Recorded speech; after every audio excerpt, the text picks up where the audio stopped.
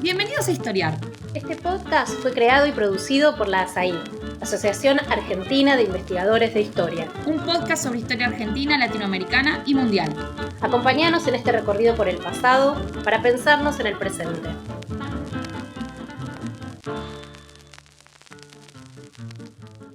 Bienvenidos a un nuevo episodio de Historiar, el podcast de la ASAI.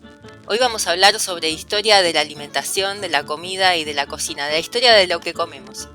Me llamo Inés Pérez, soy docente de la Universidad Nacional de Mar del Plata e investigadora del CONICET, y hoy estoy con Sandra Aguilar Rodríguez y Paula Caldo, con quienes vamos a hablar sobre estas temáticas vinculadas a la nutrición, la alimentación, la cocina. Paula Aguilar es investigadora del CONICET y es profesora de la Universidad Nacional de Rosario. Es doctora en historia y autora de más de 10 libros, entre los que se destaca Un cachito de cocinera, Mujeres, libros, recetas en la Argentina de fines del siglo XIX y principios del siglo XX, publicado en 2017, además de numerosos artículos. Sandra Aguilar Rodríguez es profesora asociada del Departamento de Historia y directora del Departamento de Historia en la Universidad Moravian University en los Estados Unidos. Es doctora por la Universidad de Michigan y autora de más de 20 artículos publicados en revistas científicas. La historia de la cocina, de la comida, de la alimentación, permite pensar problemas centrales para distintos campos del saber histórico, como la historia social, cultural e incluso política. Paula retoma una idea muy importante de Burucúa respecto de cómo la cocina se nos revela como una zona profunda y pertinaz de la convergencia entre sabios y marmitones, señoras y cocineras, parientes y amigos, amas de casa y personal doméstico. ¿Qué problemas históricos permite pensar esa convergencia? Bueno, puedo comenzar yo. Me parece que es muy interesante pensar en la cocina como un espacio que nos da una perspectiva mucho más íntima, pero también que tiene que ver con diversos aspectos de la historia, del pasado, no solo en el espacio privado, sino también del espacio público. Me parece que es un lugar donde se puede conectar el mundo público, el mundo privado, ¿no? Pensando en específico en el trabajo que yo hago, que es una exploración de políticas de nutrición, exploración de prácticas de consumo, que de alguna manera es como el mundo exterior, tanto por un lado el Estado como por otro lado la industria, quieren transformar el hábitos, las prácticas cotidianas, en mi caso en México, en mediados del siglo XX, y cuál es, digamos, la forma en la que estas mujeres se apropian de estos discursos, estas prácticas y las transforman, las adoptan, las rechazan. Entonces me parece que es un espacio muy interesante para hablar no solo de cuestiones de vida privada tradicionales, que también es algo muy, muy útil y valioso, como cuestiones de género, dinámicas familiares, sino también el vínculo hacia el mundo exterior, el mundo público, el espacio público, y cómo convergen en la cocina. Sí, en lo personal, el concepto de convergencia de Burucúa me resultó interesante en su momento porque él lo pensaba como ese espacio de encuentro donde las diferencias se licúan, donde venimos con un montón de cargas de género, de clase, de etnia. Bueno, esto después hay que hacerlo operar en los distintos periodos, ¿no? Cómo se fueron dando cada una de esas convergencias, ¿no? De las que él habla, porque incluso él está pensando siglos XVI, siglos XVII, y si bien en un momento esta idea de la convergencia encanta, porque una dice, bueno, vamos a pensar que hay algo en común en relación a la comida, que podríamos decir es transhistórico y es incluso algo que supera la cuestión de la especie humana. Digo, todos los seres vivos comemos, es algo que nos ata a la vida, es algo común por lo biológico, podríamos decir. Entonces, ahí aparece esta idea de convergencia y una dice, qué lindo, ¿no? Porque podemos encontrar algo que tiene que ver con lo común, y de hecho yo trabajando con personas de diferentes clases y de diferentes culturas, uno ha encontrado con que sí, con que hay algo en común, con que vos tirás una pregunta sobre qué comemos y todos, todes tenemos algo que responder. De repente ahí uno empieza a encontrar unas fisuras, y yo la atención del concepto de convergencia. Bueno, Burucua dice, bueno, para que él hace toda una caracterización de los distintos modos que adquiere esta idea de convergencia, y él dice, bueno, para que haya convergencia primero tiene que haber una circulación de saberes previas muy fuerte, para que todos más o menos tengamos algo de dónde asirnos para poder operar. Y con todas estas ideas dando vueltas en la cabeza, uno llega a las fuentes y recorta un periodo y recorta ahí un espacio y un tiempo y unos sujetos, unos actores ahí donde trabajar, y uno dice, bueno, ¿qué tensiones encuentra la convergencia en el mundo de la cocina? Y yo tengo 2 ejemplos ahí que me hicieron dudar o por lo menos problematizar esta idea de convergencia en relación a la cocina. Uno tiene que ver con las reglamentaciones en el momento de comer o a la hora de comer. Eso yo lo empecé a estudiar a fines del siglo XIX y durante las primeras décadas del siglo XX en Argentina, y cómo en ese momento aparece toda una serie de literatura prescriptiva, que empieza a decir que si bien todos comemos y todos llegamos a la hora de la comida con una cierta necesidad común, no todos comemos de la misma manera, en el mismo momento del día, no todos comemos lo mismo en el mismo momento del día. Y ahí aparece esta idea de que la cocina, en cierto sentido, y la cocina, la preferencia culinaria, y por otra parte el modo de comer, adquiere es como un laboratorio de prueba de tu estirpe. Es decir, a ver, si vos querés saber de qué clase social es alguien, si vos querés saber de dónde viene, si vos querés, invitala a comer. Y ahí, con todos el plato y toda esa serie, una piensa en esas mesas y en ese servicio de mesa de burgués, ¿no? Con esos 4, 5, 6, 7 cubiertos de cada lado del plato y esas 4 o 5 copas. Y claro, es un laboratorio de prueba, ¿no? De clase. Entonces, eso se jugaba por un lado. Entonces uno dice, ¿hasta qué punto convergemos, ¿no? Cuando de repente, y acá debo reconocer que a mí me ayudó un montón Lévi-Strauss, cuando leí De lo crudo a lo cocido, que yo le pongo el de lo crudo a lo cocido porque en mi cabeza hace un pasaje, pero es lo crudo y lo cocido, ¿no? Y ahí uno dice, claro, es cocida nuestra, y nos cocinamos ahí. Entonces, claro, nada es tan fácil en el mundo de la comida humana, ¿no? Entonces ahí aparecen estos puntos de distinción. Y la otra cosa que me hizo pensar esto de la convergencia, eso por un lado, ¿no? Como un laboratorio de prueba, ¿qué te gusta comer? Es una pregunta que los manuales de urbanidad de principios del siglo XX y de fines del XIX decían que era el laboratorio de prueba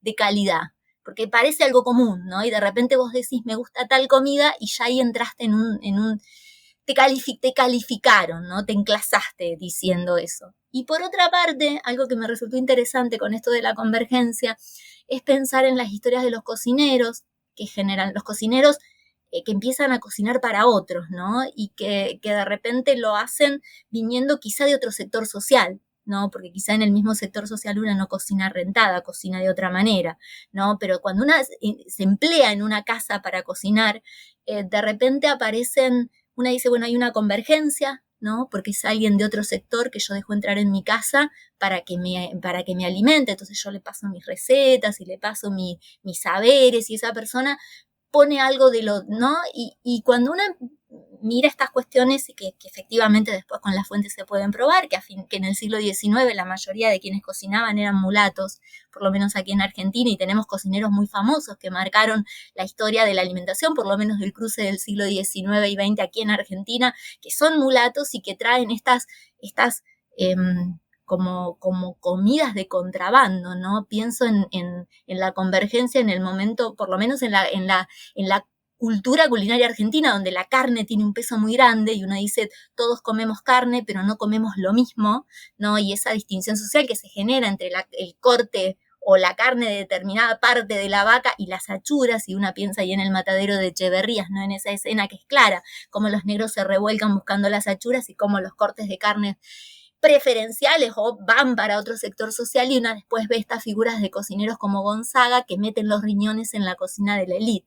Entonces una dice, bueno, es convergencia, es contrabando, es un encuentro, ¿no? Y me parece que eso es lo interesante, que es una convergencia no sin tensiones, ¿no? No sin procesos de distinción en el interior, ¿no? Parece en principio un mundo bonito donde todo coincide y de repente empiezan todas estas cuestiones más finitas donde uno dice, bueno, no es todo tan tranquilo a la hora de pensar la historia de los modos de comer y de cocinar.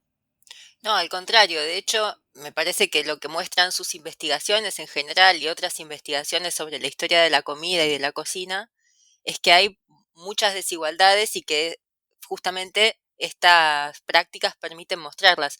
Yo les quería preguntar por las desigualdades que aparecen en relación a los saberes, porque hay una distancia también entre el saber y el hacer que me parece que tanto en las investigaciones de Sandra como en las de Paula aparecen. Entonces, les quería preguntar por eso, cómo aparecen las desigualdades en relación a los saberes.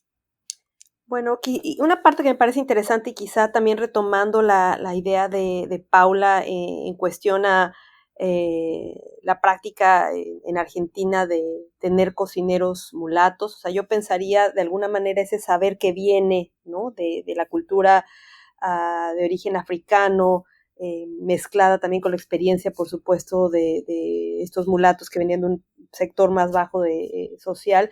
Pienso que en México podemos ver la experiencia de la cultura indígena, ¿no? La cultura indígena es definitivamente muy importante en la gastronomía del país. En realidad, si vemos un mapa de México, la zona que tiene una cultura culinaria más rica es claramente la zona indígena, o sea, del centro hacia el sur. Entonces, el elemento indígena y la complejidad y um, la riqueza viene por allí, ¿no? Sin embargo, es un conocimiento que no se reconoce como tal. La cultura también o la gastronomía indígena tiende a ser vista como inferior, como no adecuada para servirse, por ejemplo, en un banquete importante, pensando en los banquetes, y aún viendo como la historia de los banquetes presidenciales, bueno, el siglo XIX era completamente afrancesado y va modificándose, pero nunca, por supuesto, son los alimentos de origen indígena, porque eso no es visto como algo a la altura de una buena mesa, ¿no? Sin embargo, por supuesto, este conocimiento ha influenciado, ¿no? En particular hay un plato muy emblemático del centro de México que es el mole, que es esta salsa de chiles, especias, y en el caso particular de un mole, el mole de Puebla incluye también chocolate. Hay diferentes tipos de mole, pero bueno, ese es, digamos, el más famoso, el mole poblano. Es claramente una mezcla, por supuesto, de saberes indígenas con una narrativa de que el guiso fue creado en un convento colonial por cocineras, monjas, muchas de ellas criollas de origen español, aunque lo más probable es que las que cocinaban las mujeres indígenas. Entonces, de nueva cuenta, como esta cuestión de, bueno, ¿no? O sea, es un guiso que ha pasado por esta como sanitización fue creado en un convento dominado por mujeres criollas. Y bueno, ¿no? Ahora lo presentamos como este plato nacional muy sofisticado, pero que definitivamente tiene ingredientes españoles, ingredientes coloniales, pero por supuesto también la cultura indígena ha sido fundamental en el desarrollo de este y otros platillos, ¿no? Y bueno, si ya lo pensamos, traemos mucho más como al siglo XX, a final del siglo XX, pues vemos, por supuesto, como comentas, ¿no? ¿Quién hace la cocina? ¿Quién cocina en una casa de clase media, media alta? Pues son estas cocineras que vienen también de estratos bajos, vienen del campo, y que claro, ¿no? Aprenden a cocinar ciertas cosas que el patrón o la patrona les dice que quiere que preparen, pero por supuesto también traen su propio conocimiento que muchas veces no se ve como, no se acepta, ¿no? No se ve como un conocimiento válido o útil, y de ahí, por supuesto, nos podemos ir hasta nuestra percepción de, bueno, el chef versus la mujer que cocina, que no están a la misma altura, ¿no? Por supuesto hay chefs mujeres, pero bueno, tradicionalmente la figura del chef siempre se pensó como, bueno, es un hombre el que tiene el conocimiento, la profesionalización, ha estudiado para preparar estos banquetes, cuando las mujeres pues son las ayudantes, y no se ven al mismo nivel que un hombre que ha sido profesionalizado, que en teoría tiene un conocimiento que no proviene de la experiencia, que puede ser mucho más rica, por supuesto, de estas mujeres, y ahí me parece que es interesante pensar en esta cuestión del valor de estos saberes, ¿no? Sí, cuando yo pienso, porque bueno, uno en un momento trabajando estos temas se pregunta qué tipo de saber es la cocina, ¿no? Cómo se produce, quién lo genera, dónde encuentra sus... ahí a mí me ayudó mucho, sin dudas, la invención de lo cotidiano de Dessertó, porque él ahí dice la cocina es un arte de hacer. A mí una lo lee y el texto es muy bonito y una empieza a pensar ahí un montón de cuestiones y parece que es un concepto que cierra. Yo mucho no lo entendía fundamentalmente por una cuestión que es que cuando yo empecé a trabajar estos temas no tenía ni idea de qué era cocinar. Fue un tema que yo no elegí. Era muy chiquita cuando empecé a investigar sobre alimentación y la verdad no tenía una relación ni con la comida ni con la cocina, ¿no? De repente uno dice, bueno, se supone que alguien que elige estos temas lo elige porque tiene ahí como que estamos próximos o nos gusta mucho comer o nos gusta mucho cocinar y de repente no era mi caso, por lo cual yo no, esto lo cuento porque, bueno, la idea es pensar qué tipo de saber es la cocina y cómo se relaciona el hacer con el saber, y cuando uno empieza a investigar estos temas y no sabe cocinar, y de repente te pasa como me pasó a mí, tenía 25 años y me dieron un montón de recetarios de cocina y pensaba, ¿qué puedo decir yo de esto? ¿No? Porque lo sabría y veía recetas de cocina. Recetas de cocina que eran procedimientos de ingredientes, depende de la época, los más contemporáneos se empiezan a ordenar en ingredientes y se diferencian del procedimiento, pero los del siglo XIX no. Eran unas descripciones con un vocabulario, unos modos de presentar los ingredientes que yo no entendía mucho, y bueno, después la oralidad y el trabajar con cocineras y empezar a entrevistar y empezar a hacer este famoso estado de la cuestión me fue abriendo la cabeza y me fue haciendo cocinar, ¿no? Uno empieza a cocinar, no para ser una buena cocinera, pero sino para entender un poco qué estaban diciendo esos textos, y ahí vuelvo a la idea del arte de hacer, porque la cocina es un hacer. Es un hacer que empieza en las manos y en la acción concreta y que después llega a la palabra oral y que después llega a la escritura. Y esto que digo que parece una cosa así como sencilla, a mí yo lo fui probando con las fuentes, ¿no? De repente ahí me ayudó mucho esta idea de cómo aparecen indicios de oralidad en los textos escritos, ¿no? Esto que viene de la historia cultural. Y eso fue lo que me permitió encontrar a las cocineras dentro de aquellos textos que fueron escritos por las escritoras que sabían escribir pero no sabían cocinar, que era un poco lo que me pasó a mí, ¿no? Una tenía un montón de herramientas desde la historiografía, bueno, investigar estos temas de historia cultural implica andar ahí por los bordes de muchas disciplinas, ¿no? Porque uno va buscando ayuda, va pidiendo ayuda y va buscando ahí categorías en distintos campos, y de pronto arma una caja de herramientas, pero falta esta entrada al saber, y cuando uno dice, bueno, ¿qué es saber cocinar? ¿O quiénes saben cocinar? Y aquellas que están inmersas en la dinámica de la cocina, aquellos, ¿no?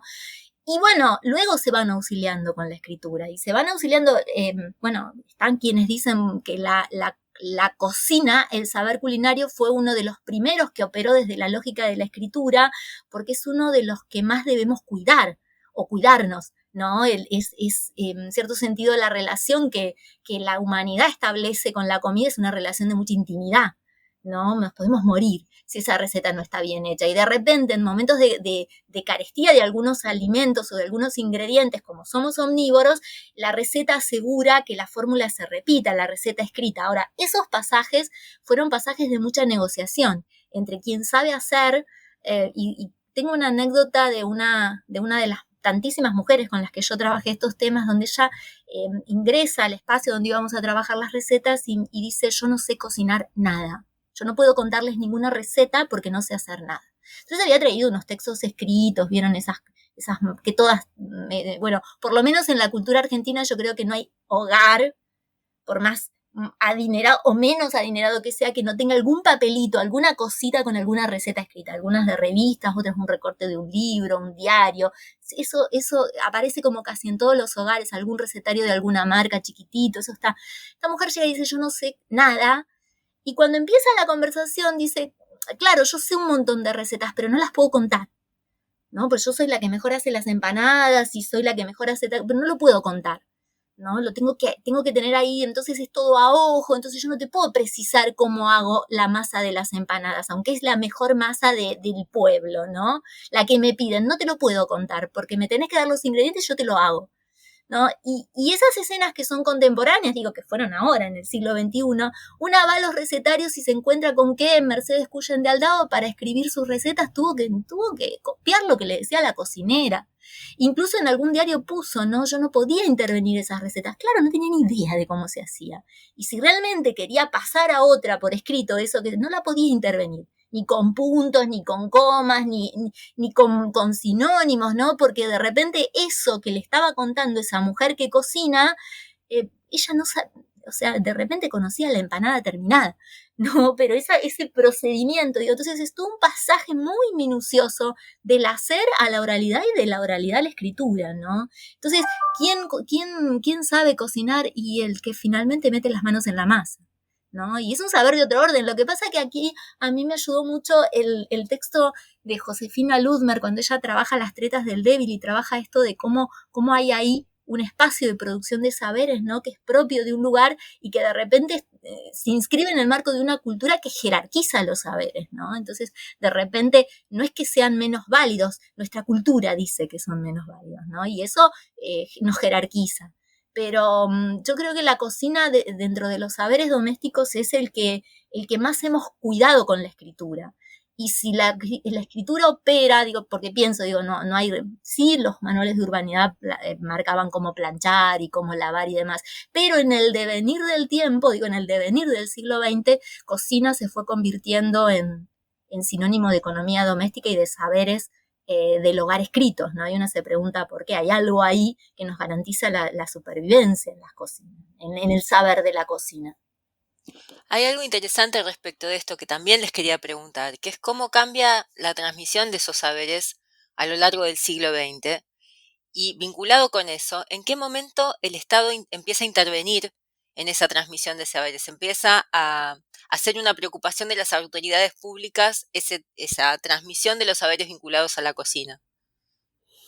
Bueno, me parece que en el caso mexicano, uno de los cambios radicales, por supuesto, y seguramente es algo similar también en la Argentina, es cuando comienza este proceso modernizador en el siglo XX y empieza a haber una migración mayor del campo a la ciudad, ¿no? Y ahí se rompe como este vínculo en el que tradicionalmente las mujeres aprendían a hacer tortillas, aprendían a preparar la comida en sus hogares, ¿no? Muchas veces, por supuesto, tenemos esos familias extensas donde son 10 hijos y bueno, ¿no? Un grupo de hijas mayores se encarga de cuidar a los menores, una lava, otra muele el maíz, otra hace otras cosas de la cocina, otra está al cargo de la siembra, de la milpa, de recolectar los alimentos, en fin, ¿no? Las tareas se dividen, pero aprender a cocinar era algo que se daba en el hogar, era en esa relación diaria de ayuda, de trabajo, de colaboración, la necesidad de hacerlo, ¿no?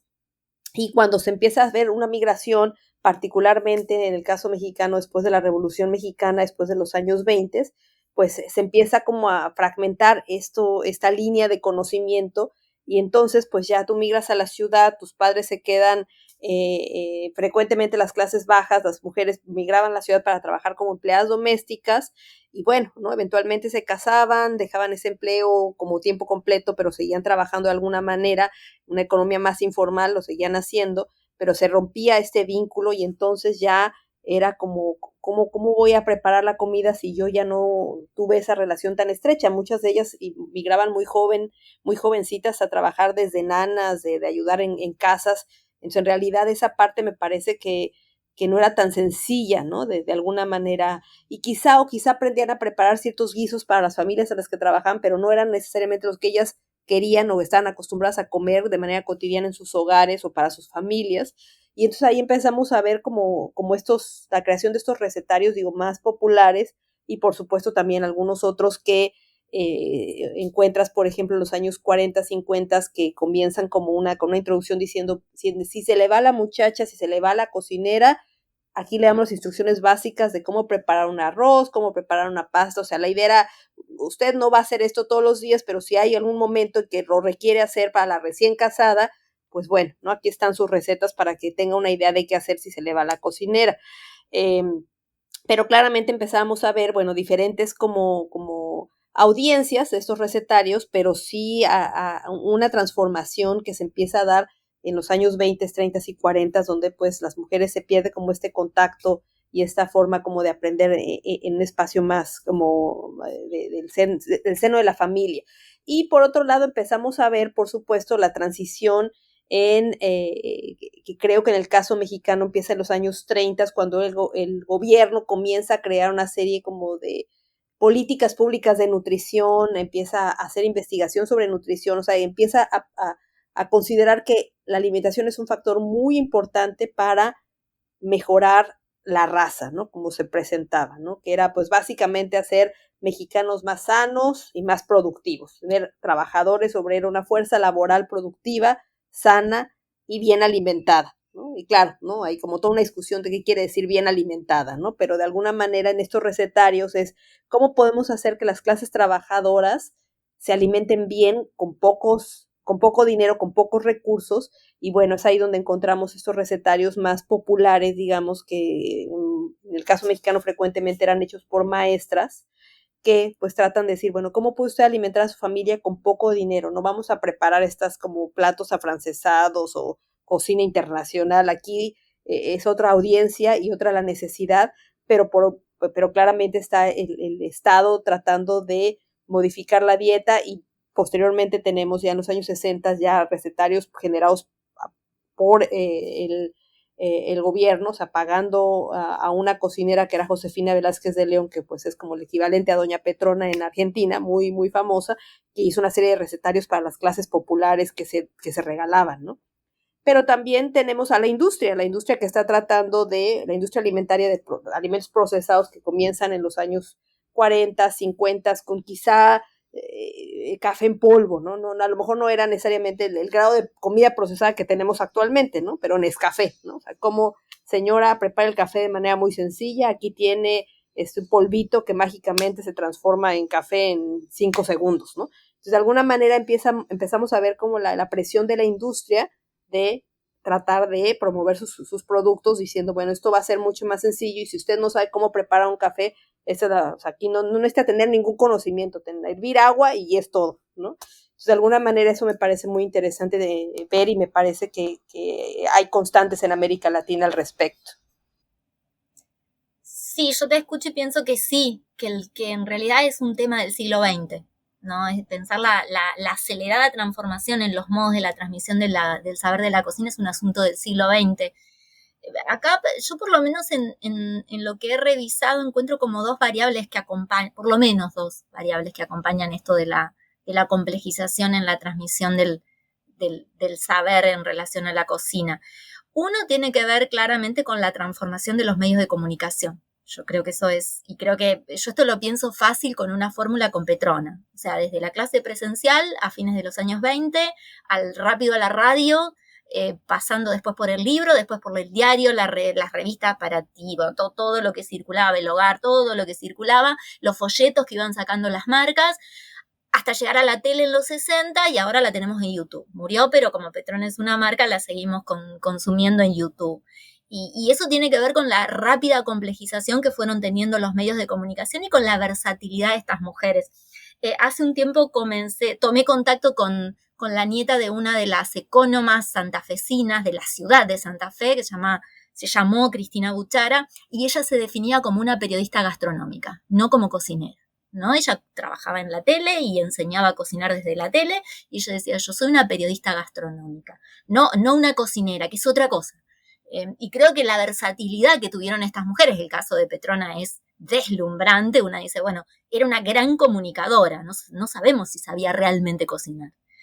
Sí, efectivamente ella era la que metía las manos en esas recetas, pero sí tenía una versatilidad para pasar, porque una se imagina la dificultad de contar una receta en la radio, donde no te ven, donde no sentís olores, a pasar a la televisión, donde vos tenés ahí todas la apoyatura visual, ¿no? De lo que estás haciendo, que con los planos de la cámara y demás, que ya como que soportan de otra manera lo que una está contando. Eso por un lado. El otro elemento que acompañó la complejización es, yo creo, el mercado de alimentos en general y en eso también acompaña el mercado editorial, ¿no?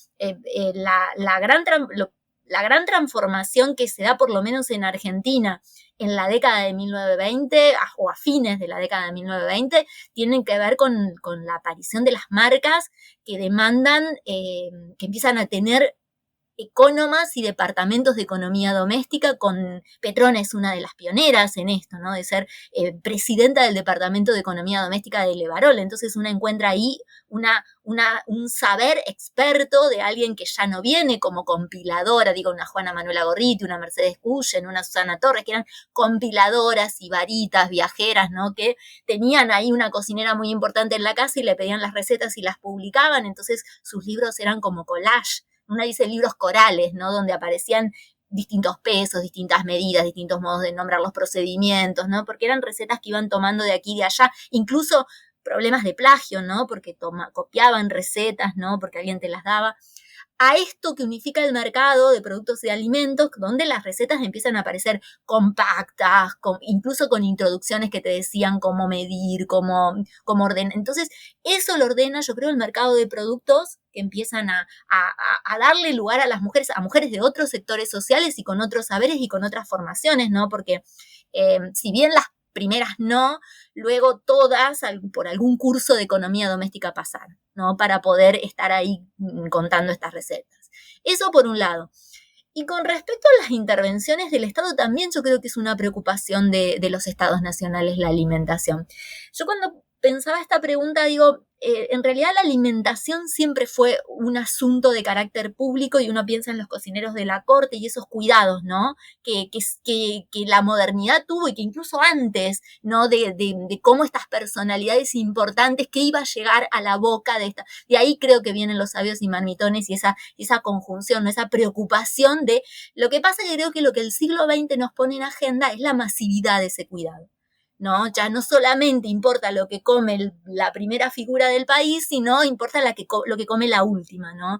La masividad, el higienismo, una idea de igualdad que comienza a operar de otra manera en la sociedad. Entonces empieza a haber una profunda preocupación por el hambre. Yo creo que uno de los tópicos centrales que creo que la historia social pone en diálogo con la alimentación es el asunto de la resolución del hambre. Los estados, bueno, después vamos a tener ahí al promediar el siglo XX con los estados benefactores, la resolución del hambre, ¿no? ¿Cómo llegamos a comer? Y en Argentina, bueno, esto hay que nombrarlo, tenemos creo que el ejemplo pionero es el libro de la papa de Evita, ¿no?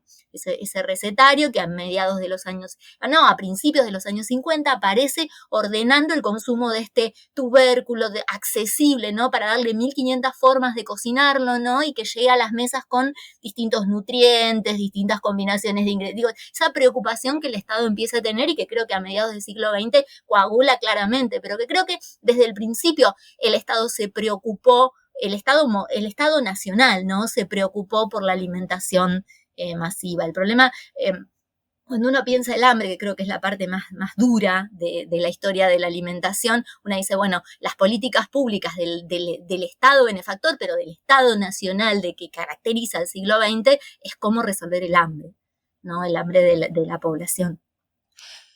Bueno, muchas gracias por sus respuestas. Vamos a ir ahora a una pequeña pausa y luego seguimos en esta conversación con Sandra y con Paula sobre la alimentación y la cocina en la historia.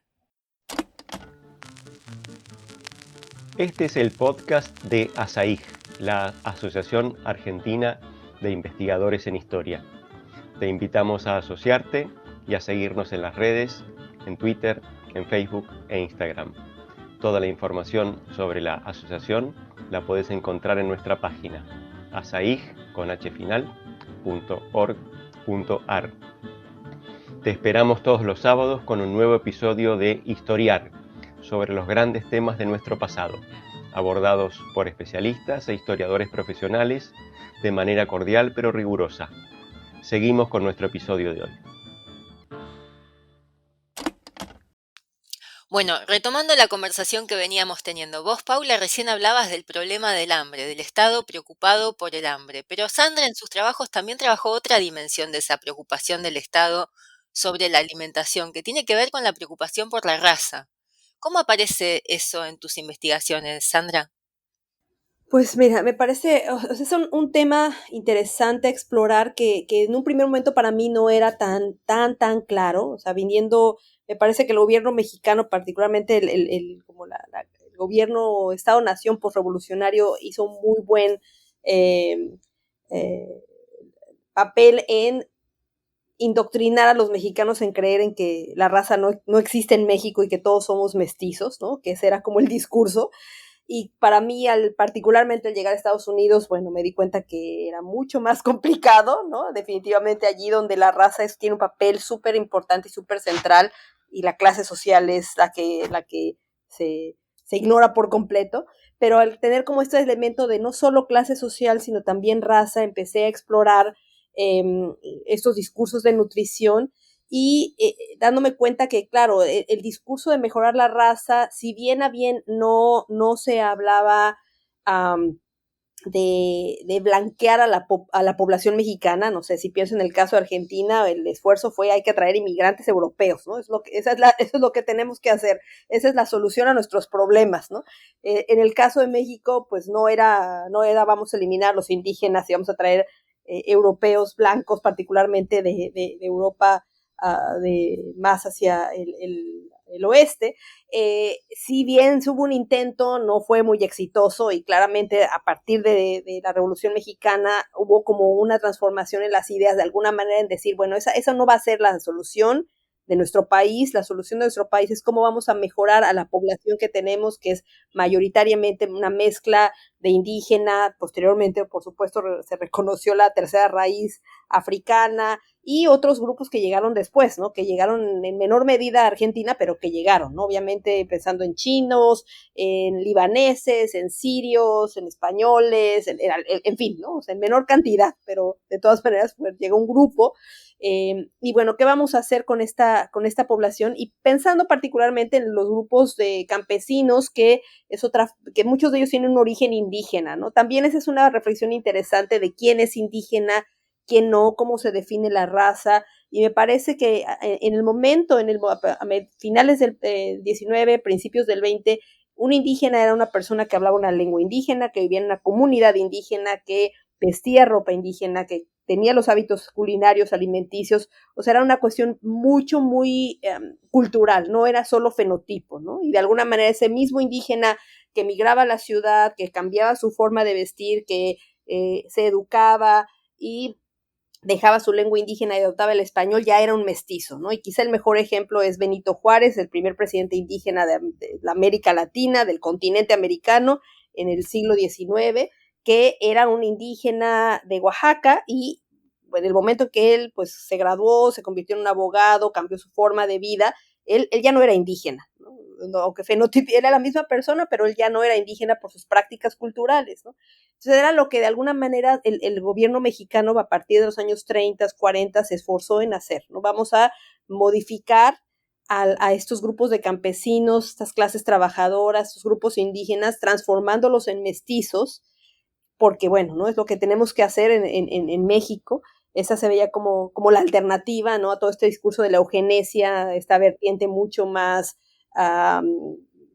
conservadora, radical, en el que pues solamente los grupos anglosajones eran superiores y todos los demás pues no había ninguna esperanza en este tipo de países que tenían una población tan mezclada, ¿no? Entonces, de alguna manera este discurso influencia a los médicos, a gente que está haciendo todas estas políticas públicas sobre nutrición y decir, bueno, lo que tenemos que hacer es básicamente pues imitar la dieta de los Estados Unidos, imitar la dieta de los europeos y incrementar el consumo de proteína animal, ¿no? Y ahí es donde viene como esta exploración de la leche, como la leche se veía como el alimento de mayor probabilidad de consumo, ya que era mucho más económica que la carne, y que aumentando el consumo de leche vamos a poder garantizar una ingesta mucho mayor de proteína animal. Y claro, ¿no? Era toda una discusión de cómo podemos hacer eso en un país donde carecía de infraestructura para transportar leche en vagones refrigerados, se desarrolló la leche en polvo, que bueno, en toda América Latina me parece que tiene un papel muy importante, básicamente por esta razón. Y lo que yo trato de explorar es eso, ¿no? De la leche se identificó con este progreso en México como para poder enriquecer la dieta, pero algo que siempre me parece muy importante es que si bien se hablaba de consumo de proteínas, otras alternativas muy altas en proteínas, como es el consumo de insectos, particularmente en el centro-sur de México, era completamente ignorado. Y bueno, si bien los antropólogos y médicos que hacían estudios decían, bueno, en esta comunidad su consumo de proteína en realidad no es tan bajo porque consumen estos animales, insectos, pero también otros animales de caza que quizá no era más esporádico, venado, conejo, armadillo, serpientes, iguanas, que no era necesariamente de todos los días, pero bueno, era proteína animal, otro tipo de animal, y los insectos que se veía como está bien para ellos, pero jamás, por supuesto, se pensó en por qué no mejor todo México adopta el consumo de insectos. Claro que ahora, en la actualidad, pues es como la alternativa, ¿no? Al medioambiental de consumo de proteína, en fin, ¿no? Que está muy en boga y en discusión, ¿no? Pero aún ahora, pues hay como muchas personas lo ven como salvaje, primitivo, desagradable, ¿no? Entonces me parece que eso es interesante ahí. Sí, pero hay algo más que vos decís, que es como incluso con esas políticas tan fuertes de promoción del consumo de la leche, había mucha resistencia eh, en la propia población. Claro, y ahí, por ejemplo, yo entrevistando también a maestras en México, instauraron como estos desayunos en las escuelas, ¿no? Que incluían un vaso de leche para los niños, y varias maestras que yo entrevisté que eran encargadas de distribuir estos desayunos decían, los niños no se quieren tomar la leche fría, les hace daño al estómago. Y claro, en ese momento no era tan claro, pero ahora sabemos pues que las personas que tienen una ascendencia indígena tienen un alto rechazo a la lactosa, ¿no? No pueden digerir la lactosa. Entonces, de alguna manera, ese malestar estomacal, claro, se veía como gente necia, estos niños no saben valorar lo que les estamos dando. ¿Cómo puede ser que no se quieran tomar la leche cuando pues si la consumían les caía mal al estómago, ¿no? Entonces esta como imposibilidad de digerir la leche también era como una especie de metáfora de no podemos con esto, ¿no? Y entonces me parece que eso también es una cosa interesante que empezamos a ver y empezamos a observar en el caso de México, que no es hasta mucho tiempo después que ya, como en muchas otras partes de América Latina, hay todo un mercado de leche que no tiene lactosa, productos que están diseñados para eso, porque la población en su mayoría a la edad adulta no la puede digerir, ¿no? Sí. Bueno, algo de esto, recuperando lo que vos decías recién de lo de los insectos y este consumo de otras proteínas animales, les quería preguntar en la última pregunta que les voy a hacer, que tiene que ver con qué lugar piensan ustedes que tienen esos saberes culinarios bajos, por llamarlos de alguna manera, ¿no? De los sectores populares, de las clases populares, en la construcción de un patrimonio cultural que los jerarquice. Me parece que las dos tienen cosas para decir ahí.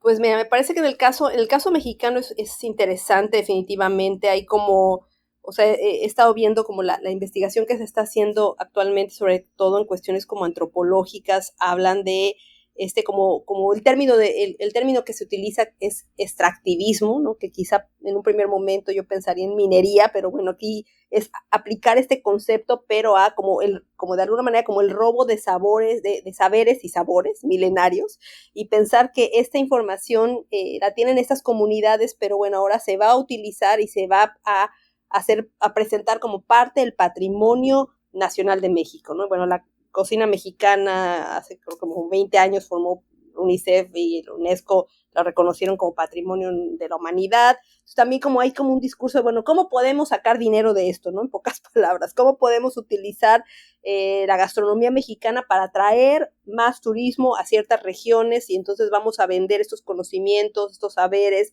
y quién se está realmente beneficiando de ello, ¿no? Las señoras, las mujeres que cocinan juntas para, no sé, bodas o celebraciones de festividades de santos, religiosos y demás, son ellas las que se benefician, o se beneficia una persona que abre de repente un restaurante y dice, bueno, aquí usted va a probar las delicias regionales, y que se está tratando como de aprovecharse de este conocimiento para atraer turismo y básicamente hacer más dinero, ¿no? Entonces, de alguna manera, esa discusión me parece interesante en cómo se está viendo este conocimiento ancestral, este conocimiento, y qué tanto estas comunidades están beneficiando o no, quién se beneficia de este conocimiento ancestral en particularmente comunidades de origen indígena en México. Eso me parece que está a discusión, ¿no? Y que ahora estamos viendo que cómo se puede entender, cómo se puede vivir y qué tanto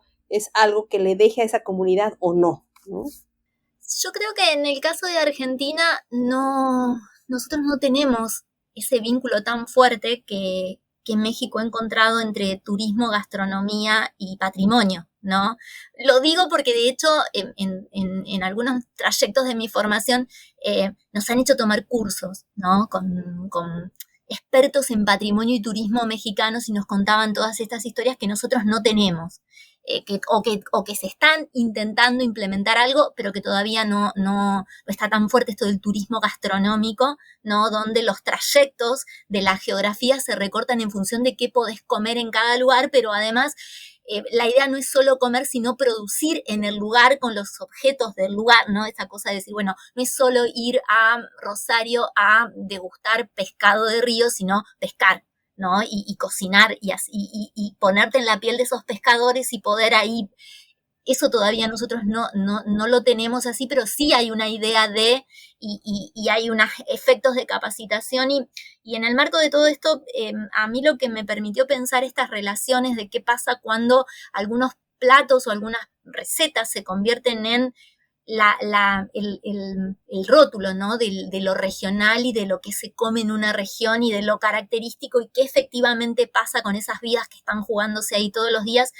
Bueno, yo en lo personal tuve la posibilidad de hacer un viaje por la provincia de Santa Fe. La provincia de Santa Fe es una de las tantas provincias que tiene la Argentina y que es grande, que tiene que en el mapa parece chica, pero que cuando una la recorre es muy grande en territorio, y en territorio y en climas y en variedades culturales. Entonces el norte es muy distinto al sur y el centro, el este y el oeste del centro son totalmente diferentes, porque en un lado está el Paraná, que es un río, y en el otro lado no hay nada. Entonces hay campo, ¿no? Entonces hay vacas. Entonces una cree que Santa Fe es el pescado de río, pero es un pedacito chiquito de la provincia el que tiene el pescado de río, porque en el resto entonces es una variedad así como importante. Entonces buscar un plato que caracterice al turismo de la provincia genera ahí como todas unas tensiones, y cuando uno lo recorre encuentra que hay como una tensión en una tradición que se intenta construir y lo que efectivamente pasa. Y quiero contar uno de los ejemplos que a mí más me impactó, porque en este mapa que habíamos hecho para recorrer la provincia tiene una colonia pequeña, que es una colonia judía, que fue la primer colonia en el país judía, que se llama Moisés-Ville. Entonces yo decía, qué bonito ir a Moisés-Ville, porque ahí una va a encontrar una tradición diferente de comida que va a entrar en diálogo con lo local. Entonces pensar cómo se negociaron esas recetas y demás, y conocer y comer además, ¿no? Porque hay todas unas ideas de que ahí aparece algo muy particular en relación a la comida judía y los diálogos que esa comida establece con la región. Y nada, cuando llegamos a trabajar con las cocineras de ese lugar, nos encontramos con que, bueno, primero había muy poco propio para probar, porque solamente se cocina los días que están las visitas pautadas, ¿no? Constantemente pasan contingentes de gente, como es patrimonio nacional y demás, pasan contingentes pero que está pautado en un cronograma. Entonces, si vos no vas en esos días, esa comida no está.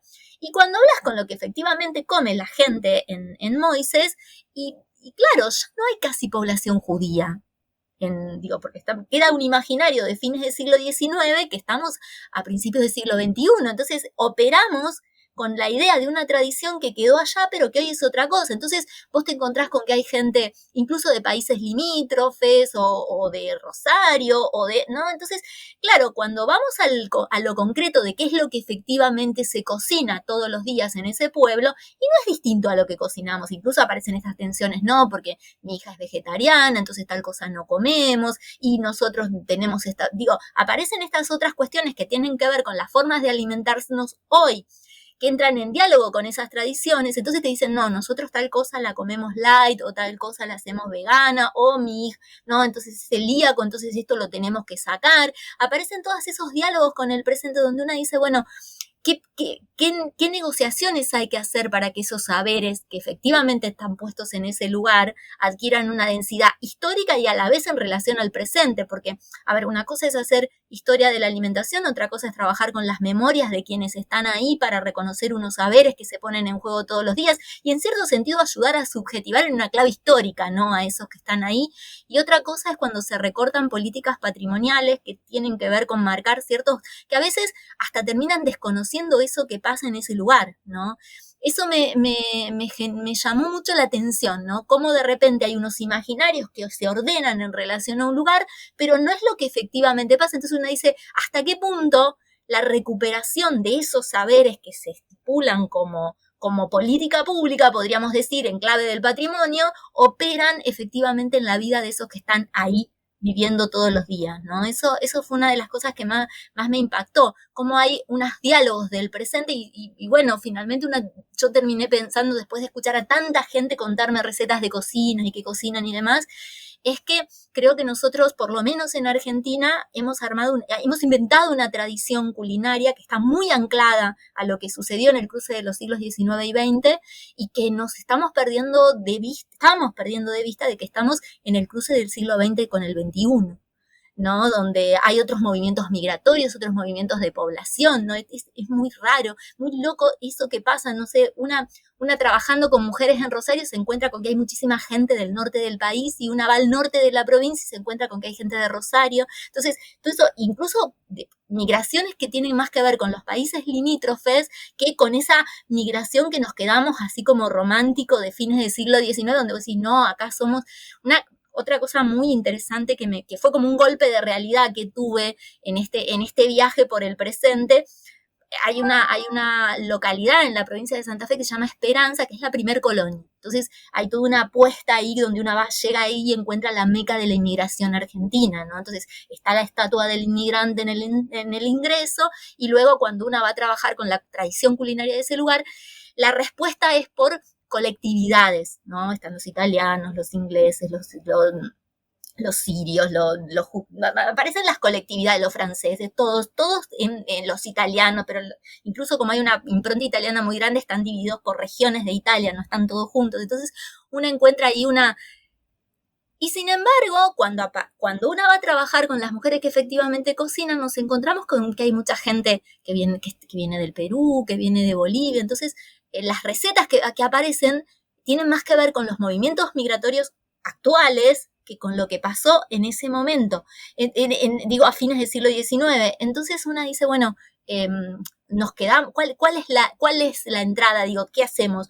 ¿Inventamos una tradición que está anclada a un momento y un relato de la historia nacional? ¿O recuperamos los saberes de quienes efectivamente viven ahí y que son otros, que son muy otros, que no solamente están atravesados por movimientos poblacionales actuales, sino que también están atravesados por los problemas que el presente inscribe o con los problemas que el presente interpela a la alimentación? No, esto es cuestión. Creo que lo que estuvieron comentando recién da para seguir dialogando muchísimo más. Fue una conversación súper interesante y les agradezco muchísimo a las dos por hacerse el tiempo de estar hoy acá con nosotros en este nuevo episodio de Historiar. A nuestros oyentes, decirles que los esperamos de nuevo el próximo sábado y agradecerles que nos hayan acompañado hasta acá. Bueno, muchas gracias a ambas y hasta la próxima. Gracias. Gracias.